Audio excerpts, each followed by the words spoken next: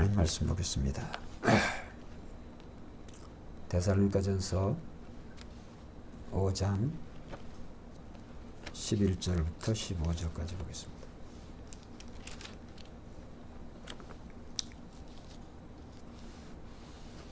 (11절부터) 15절.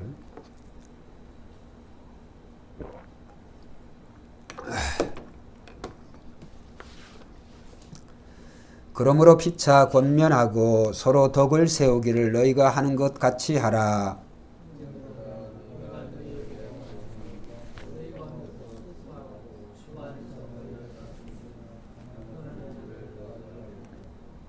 그들의 역사로 말미암아 사랑 안에서 귀히 여기며 너희끼리 화목하라.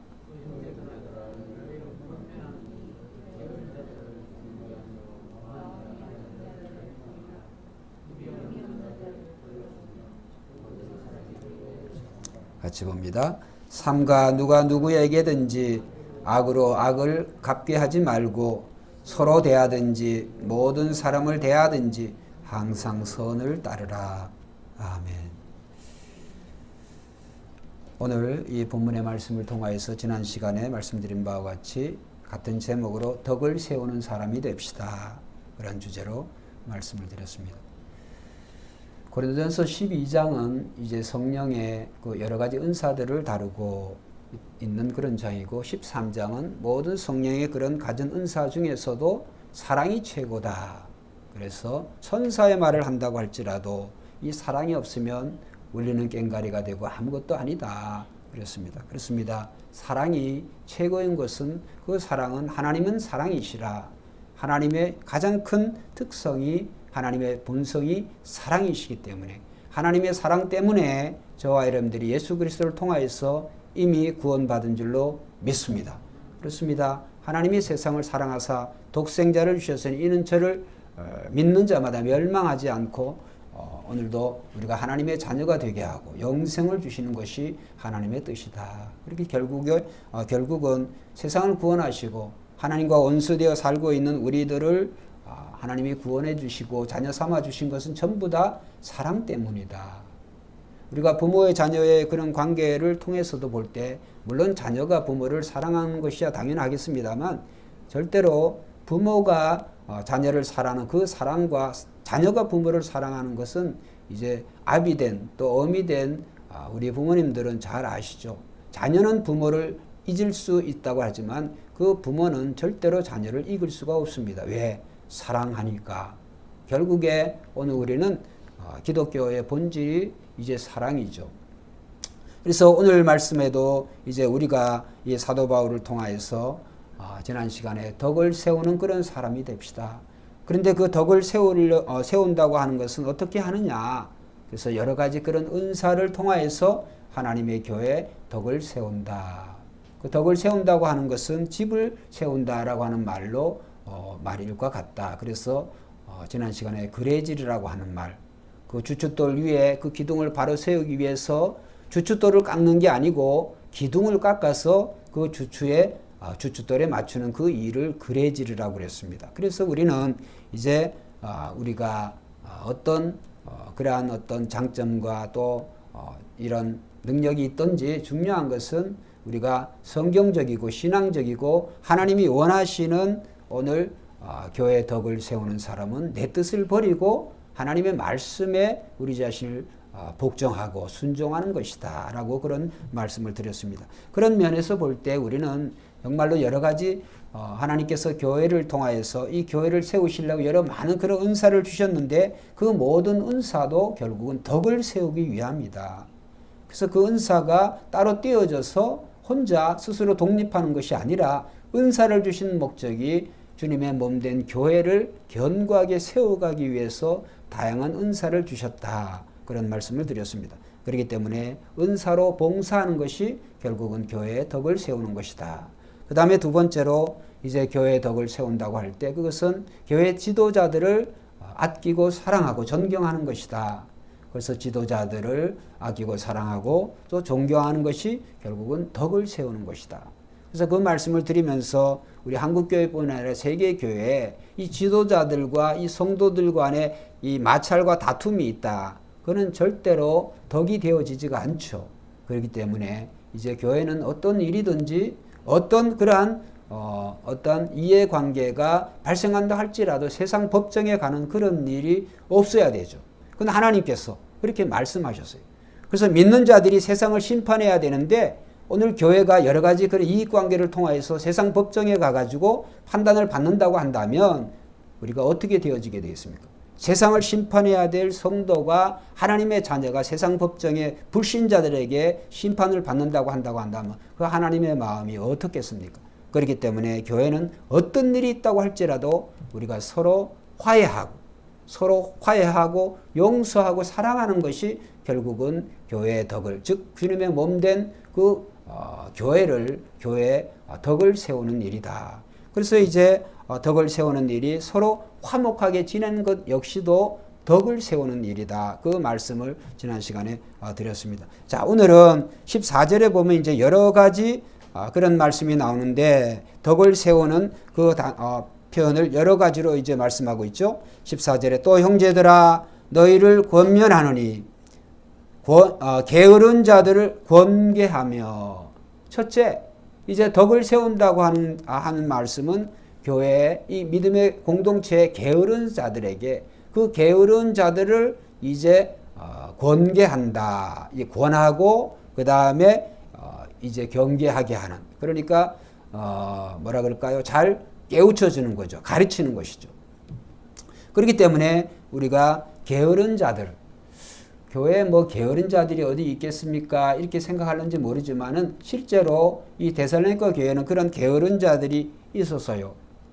자, 우리가 데살로니가 하니까 같이 그 데살로니가 후서 3장 한번 찾아보겠습니다. 전서 말고 후서 3장 10절부터 12절까지 한번 읽어봅니다. 3장 10절부터 12절까지 같이 읽습니다. 시작.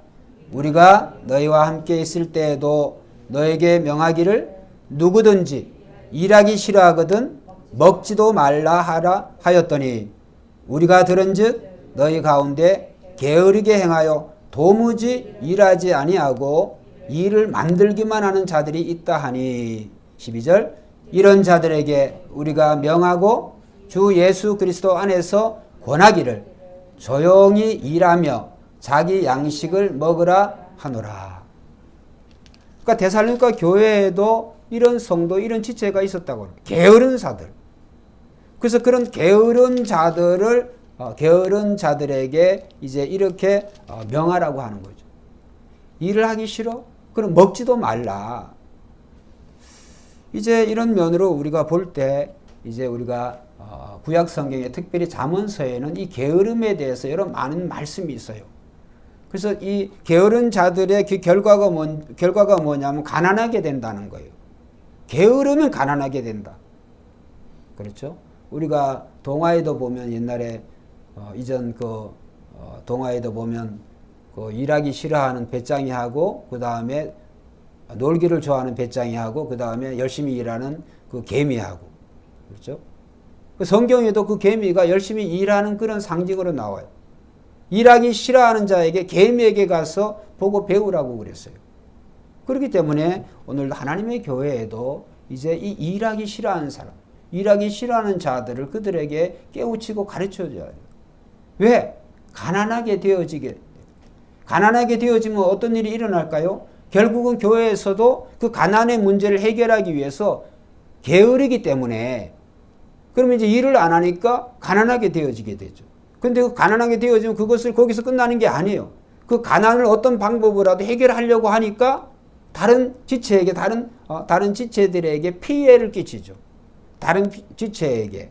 그러니까 다른 지체는 그 게으른 자를 통하여서 게으른 자 때문에 그런 여러 가지 정말 불편한 그런 관계가 있을 수가 있죠. 사랑으로 서로 행하면 좋지만 그런데 열심히 일하는데도 불구하고 가난한 것은 우리가 이해가 되어지지만 일도 안 하고 배짱이 같이 놀기만 노는데 그러면 그런 사람에게 그런 지체가 손을 벌린다고 한다면 어떻게 되겠습니까? 그러니까 하나님의 교회에는 이런 자들이 이제 있어서는 안 된다. 그래서 교회에 덕을 세운다고 하는 것은 부정적인 이런 면으로 게으른 자들을 깨우쳐 주라는 거예요. 게으른 자들에게. 그래서 오늘 이 말씀에도 보면 데살로니가 후서입니다. 일하기 싫은 자에게는 먹지도 말라. 일하기 싫어하거든 먹지도 말라. 그러니까 하나님의 교회에는 우리가 이렇게 열심히 어떤 것이든 우리가 열심히 일을 해야 되는 것은 어떤 지체든 모두가 그 지체 한 지체들이 모여서 그리스도의 몸을 이루니까 여러분 한번 생각을 해보세요. 예수님이 세상에 계시는 동안에 예수님이 게을렀다. 있을 수가 없는 일이죠. 안 그렇습니까? 그렇기 때문에 오늘 그리스도의 몸을 이루는 우리 한 사람 한 사람이 예수님이 세상에 이 33년의 공생애 동안에 그가 물 한 방울 피 한 물까지 아낌없이 이웃을 위해서 또 우리를 위해서 흘리신 것을 보면 예수님은 밤잠을 자지 아니하시고 예수님은 늘 기도하셨고 낮에 깨어있는 시간에는 전도하셨고 병자를 고치시고 예수님 항상 주무셨다는 표현이 배 안에 풍랑이는 배 안에서 주무셨다는 그 표현밖에 안 나와요. 그만큼 예수님의 공생에는 굉장히 예수님께서 부지런하다 못해 정말 예수님께서는 피곤하게 어떻게 보면 육체적으로 피곤할 정도까지 예수님이 그렇게 사셨다. 그렇기 때문에 오늘 우리는 교회는 그리스도의 몸이다. 그리스도의 몸을 이루는 지체들로서 게으른 자들은 절대로 안 되는 것이죠. 그러니까 결국은 교회의 덕을 세운다고 하는 것은 그런 게으른 자들을 깨워주고 그들로 하여금 열심히 일하게 하는 것 역시도 그것이 덕을 세우는 일이다. 이렇게 사도 바울이 오늘 말씀하고 있죠. 자, 그러면 또 이 게으른 사람들은 또 뭘 할까? 왜 교회에 문제를 일으킬까? 한번 찾아보겠습니다. 디모데전서 5장 13절. 데살로니가 뒤에 있죠? 디모데전서 5장 13절.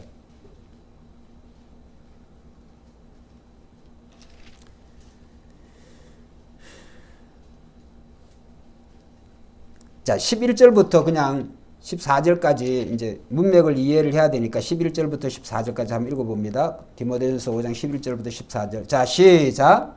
젊은 과부는 올리지 말지니 이는 정욕으로 그리스도를 배반할 때 시집 가고자 함이니. 여기 이제 과부의 명부에 올리는 거죠, 교회. 자, 12절. 처음 믿음을 저버렸으므로 정죄를 받느라. 또 그들은 게으름을 익혀 집집으로 돌아다니고 게으를 뿐만 아니라 쓸데없는 말을 하며 일을 만들며 마땅히 아니할 말을 하나니. 자, 14절.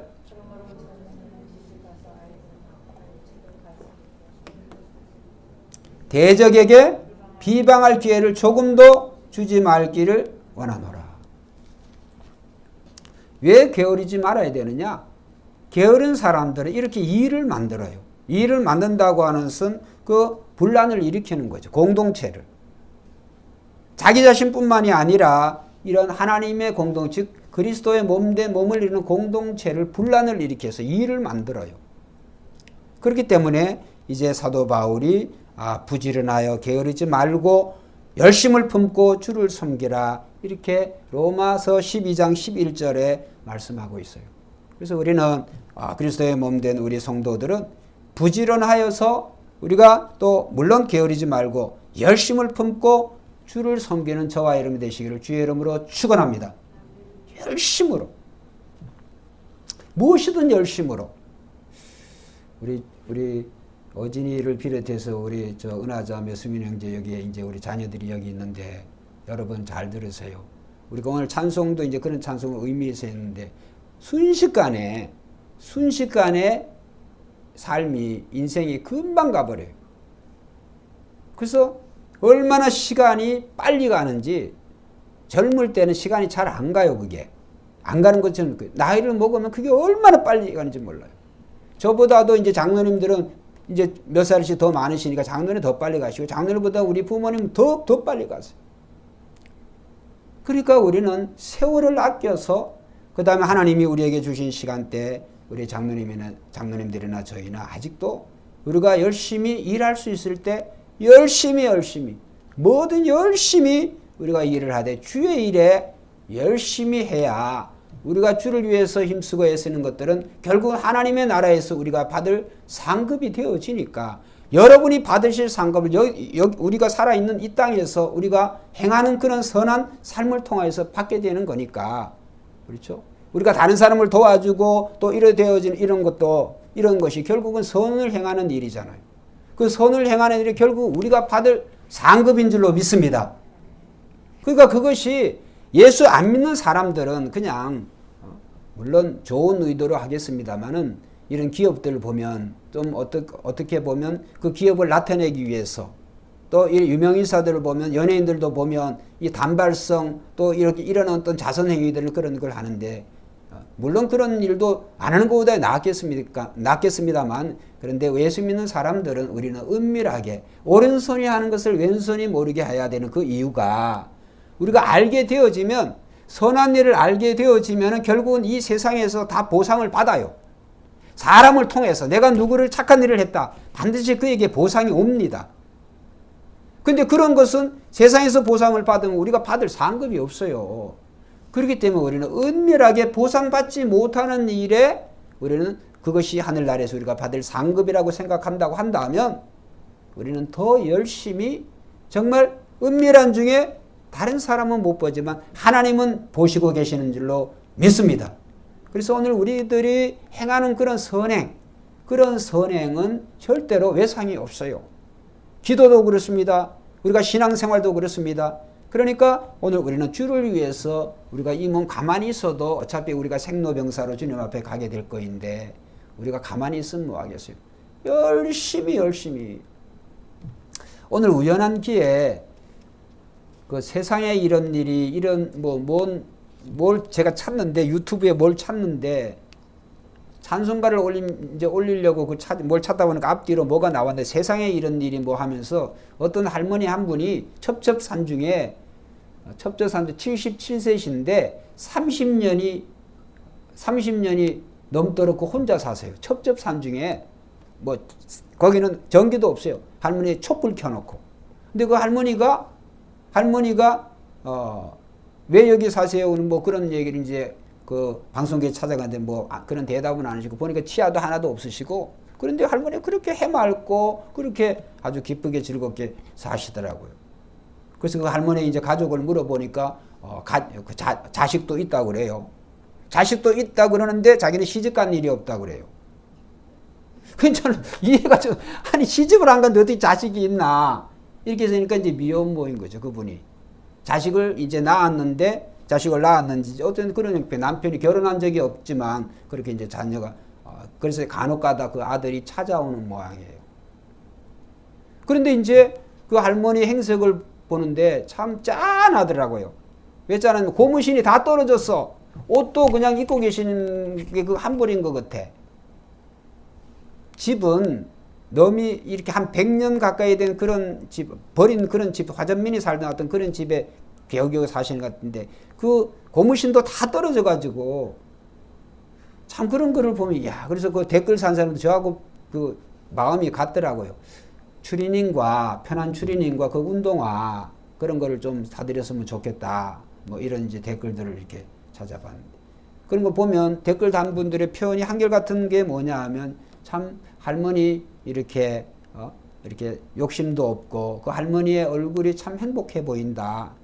오히려 자기 자신이 부끄럽다. 이 욕심을 내고 살아가는 이런 모습 속에서 그런 걸 보면 참 인간의 행복이라고 하는 게 뭔가 그런 것을 우리가 생각을 해보면 정말 우리는 그 할머니도 그렇게 첩첩산중에서 그런 나름 열심히 그렇게 살아가고 행복을 느끼고 살아가고 있는데 오늘 우리는 이 좋은 온갖 좋은 그런 혜택을 받아보면서도 우리가 열심히 일하지 않는다고 하는 것은 죄 짓는 일이에요.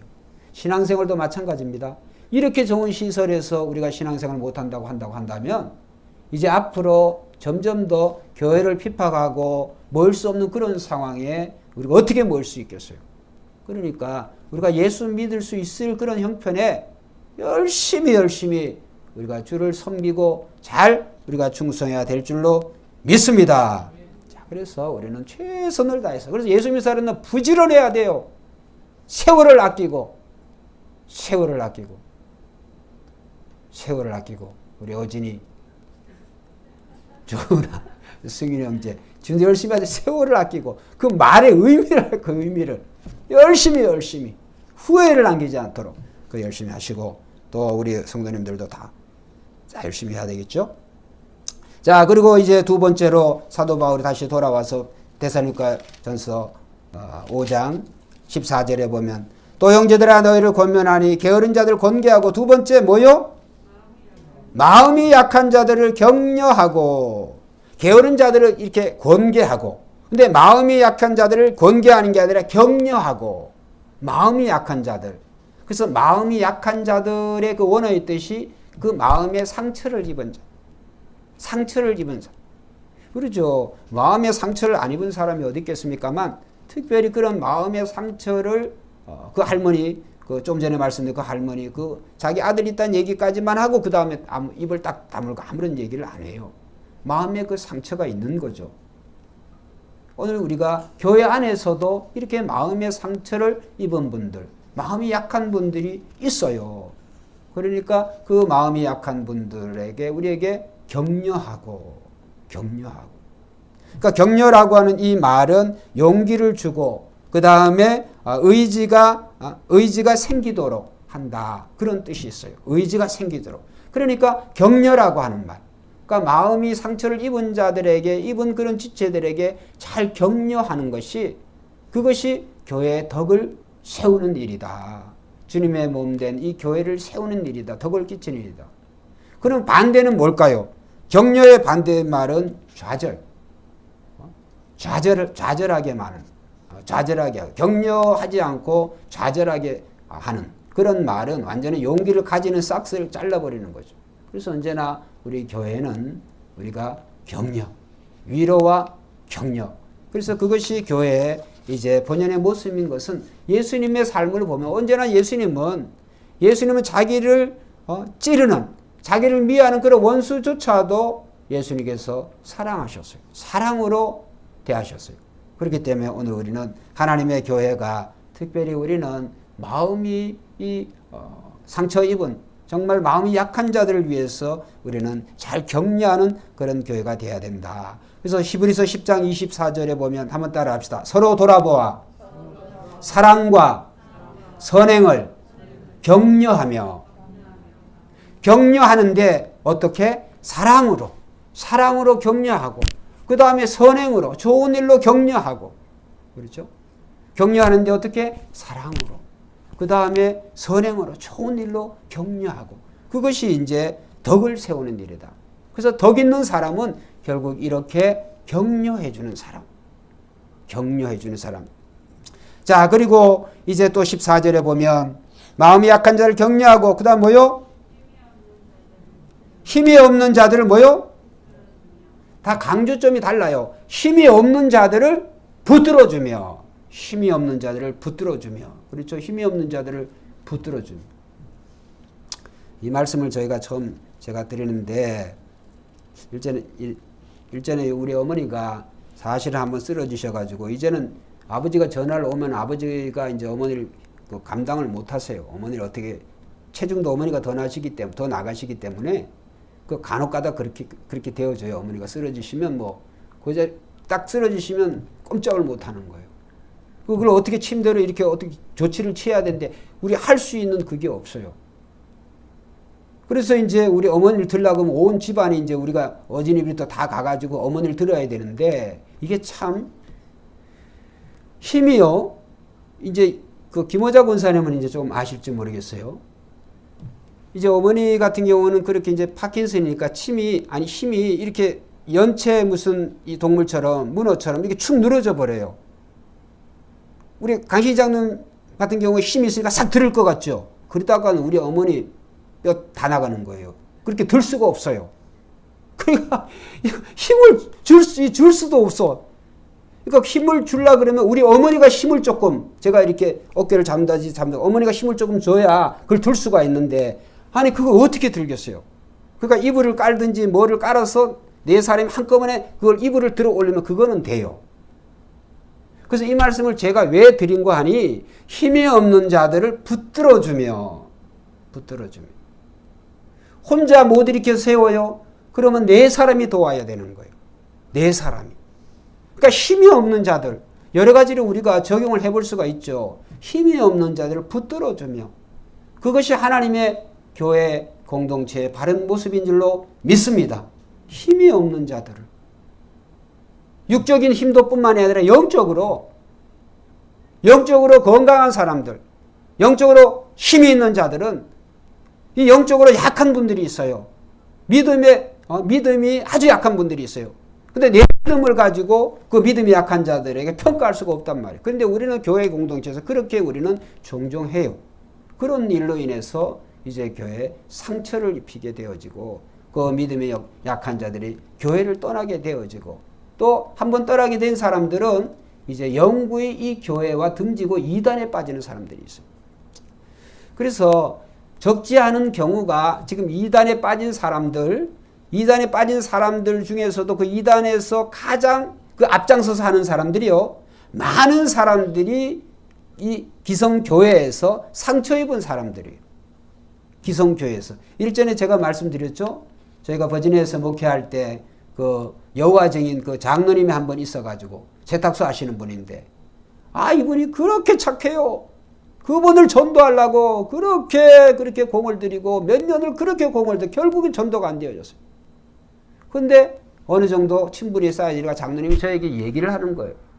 목사님, 자기가 이 대한항공 그 정비하고 그런 출신인데 삶의 가정에 너무 어려운 일이 닥쳐와가지고, 그래서 자기 집 바로 밑에가 교회였다는 거예요.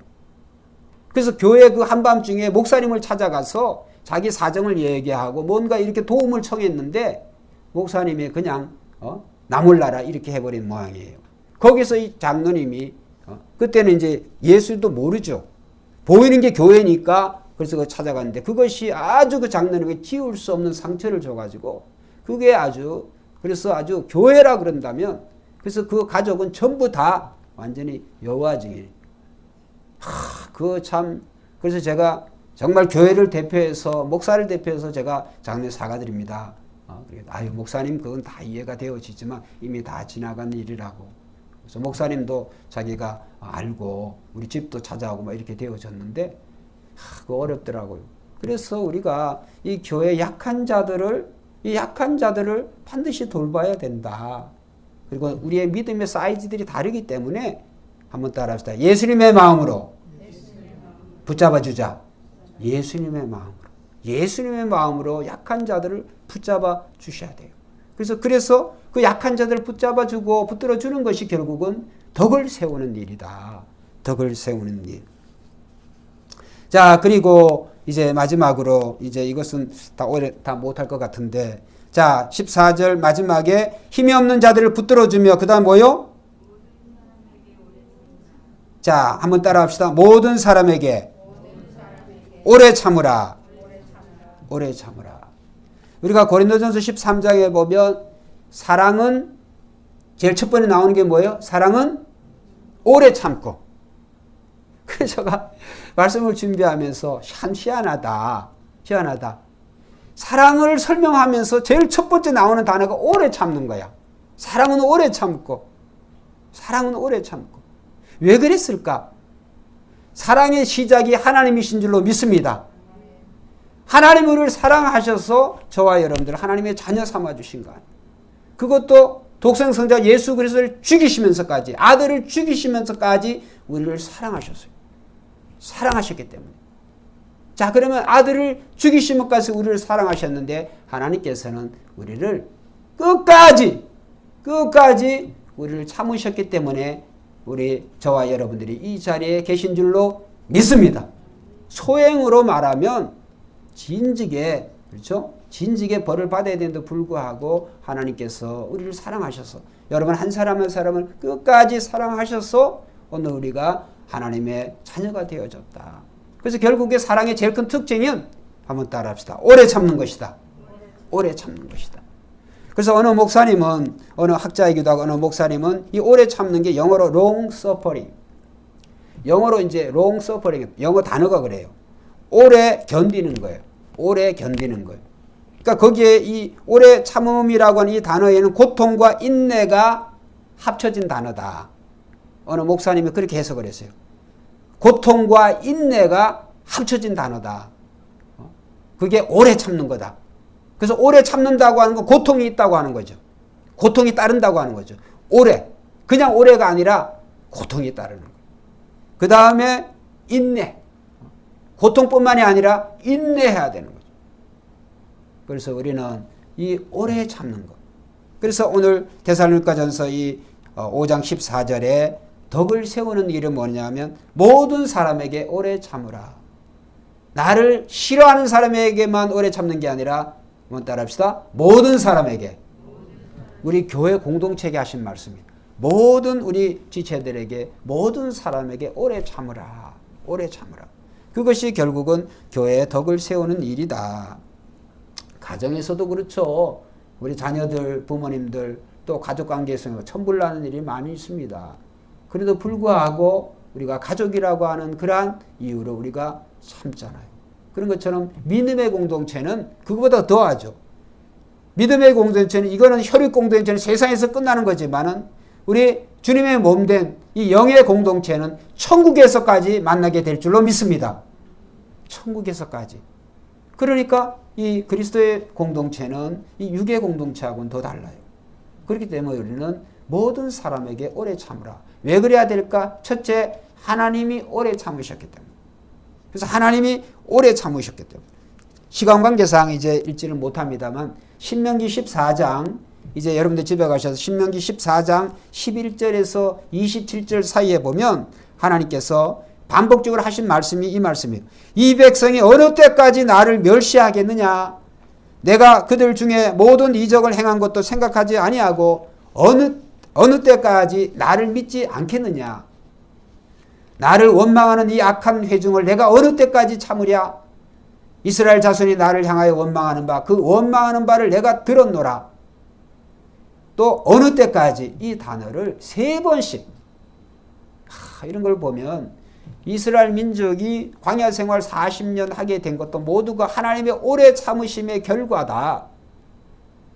그리고 더 나아가서 오늘날 이 이스라엘이라는 나라가 이 역사 속에 이 세상 속에 존재해 있는 것도 하나님의 오래 참으심의 결과인 줄로 믿습니다. 하나님이 오래 참으셨기 때문에 이스라엘로 한 나라가 지금까지 있는 거예요. 그렇게 그렇다고 한다면 참 우리가 오래 참아야 될 그 이유는 하나님이 오래 참으셨기 때문에 우리도 오래 참아야 된다. 그리고 오늘 우리가 오래 참아야 될 이유는 야고보서 5장 10절에 보면 한번 따라합시다. 형제들아 주의 이름으로 말한 선지자들로 고난과 오래 참음에 본을 삼으라. 자, 우리가 왜 오래 참아야 되느냐? 오늘 선지자들과 이 선지자들이 고난과 오래 참았다는 거예요. 그러니까 선지자들을 상징하는 우리의 믿음의 선조들이 우리가 똑같이 하나님을 믿는 예수를 믿는 사람들이 이 오래 참았다는 거예요. 그 다음에 고난과 오래 참았다. 그것을 본을 삼으라고 하는 거죠.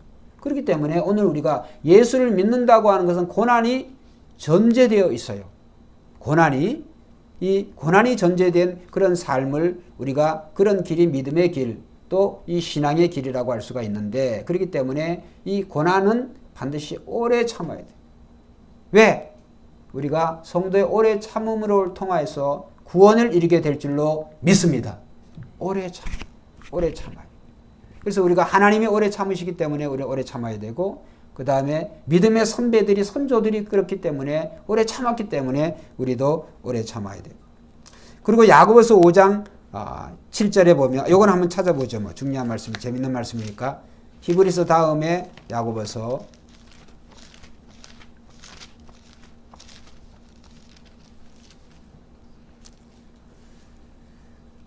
5장 7절 7절 8절 자 한번 읽어보겠습니다. 375페이지 있습니다. 신약성경 5장 7절 8절 시작. 그러므로 형제들아 주께서 강림하시기까지 길이 참으라. 보라 농부가 땅에서 나는 귀한 열매를 바라고 길이 참아 이른 비와 늦은 비를 기다리나니 너희도 길이 참고 마음을 굳건하게 하라. 주의 강림이 가까우니라.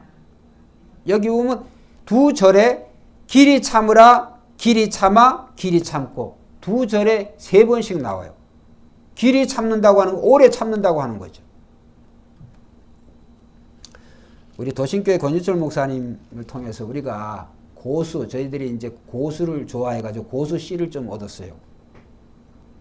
그래서 제가 이제 우리 바깥에 거기에 조그만 화분에다가 고수 씨를 3일 전에 심었잖아요. 그래, 안 났나, 거의 났나 안 났나 보러 가자고 우리 집사람이. 하루 만에 무슨 그게 나냐. 물론 안 나는 줄 압니다만. 농사를 저 같은 사람은 이제 죽었다 깨나도 못 짓죠. 농부를 한번 보세요. 농부가 씨를 뿌리고 그것이 어떤 곡식으로 되어지든지 열매로 되어지든지 오래 참아야 되는 거예요. 이런 풀들은요, 상추, 쑥갓 뭐 이런 풀들은 심으면 뭐 몇 주면 그냥 먹습니다.